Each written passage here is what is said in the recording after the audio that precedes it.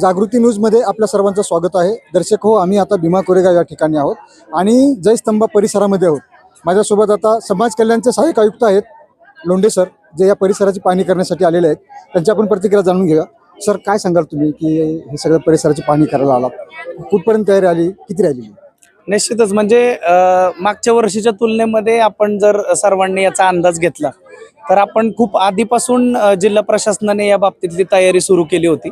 समाज कल्याण विभाग, बार्टी आणि जिल्हा प्रशासन यांच्या आपण संयुक्त विद्यमाने हा प्रोग्राम आपण आयोजित करत असतो आणि त्या अनुषंगाने येणारे आपले जे अनुयायी आहेत त्यांना जास्तीत जास्त चांगल्या सोयीसुविधा कशा पुरवल्या जातील यासाठी प्रशासकीय सर्वच यंत्रणा आपण सज्ज आहोत. आणि बऱ्यापैकी आज जवळजवळ 30 तारखेची संध्याकाळ आहे आणि त्या अनुषंगाने बऱ्यापैकी सगळेच पार्किंग असेल किंवा इथल्या आपल्या एक्झॅक्टली स्तंभाच्या आजूबाजूच्या परिसरातल्या सगळ्या सोयीसुविधा ज्या आपण प्रोव्हाइड करतो त्याची जवळपास पूर्वतयारी आता संपन्न होत आलेली आहे. सर, गेल्या वर्षीपेक्षा किती अनुयायी येणं अपेक्षित आहे?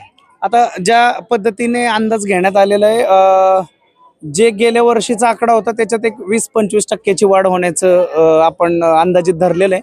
परंतु ऍक्च्युअल आपल्याला ते 31 आणि 1 तारखेलाच दिसून येईल. आपण समाज कल्याणचे सहाय्यक आयुक्त आहात आणि आंबेडकरी विचारांचे नेहमी आपण प्रचार बिनधास्तपणे करता. सर, देशभरातून आणि महाराष्ट्र राज्यातून वेगवेगळ्या जिल्ह्यातून येणाऱ्या अनुयायांना आपलं काय आव्हान असेल? निश्चित आव्हान आपण जेव्हा बाबासाहेबांच्या तत्वाने आणि त्यांची लेकरं म्हणून जेव्हा आपण जगण्याचा प्रयत्न करत असतो, आपण एवढ्या दूरवरून इथं आपल्या पूर्वजांनी जो पराक्रम केला त्यांना मानवंदना देण्यासाठी येतो. जवळपास 208 वर्ष त्या गोष्टीला झालेली आहेत.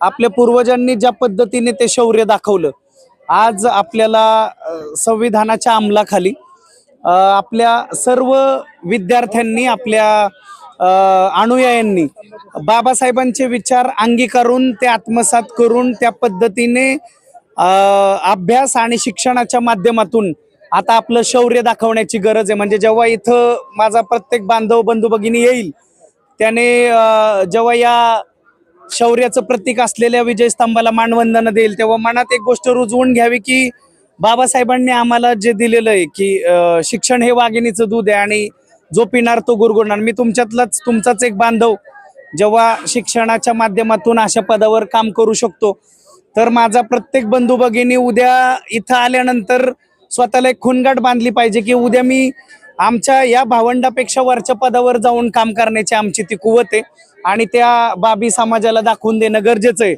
जेव्हा येणाऱ्यातला काही लोक उद्या माझे कलेक्टर म्हणून येतील तेव्हा मला खास इथं आज एवढ्या सगळ्या कामकाज पार पाडणं आणि त्या पद्धतीने या पदावर काम करण्याचं सार्थक होईल असं वाटतं.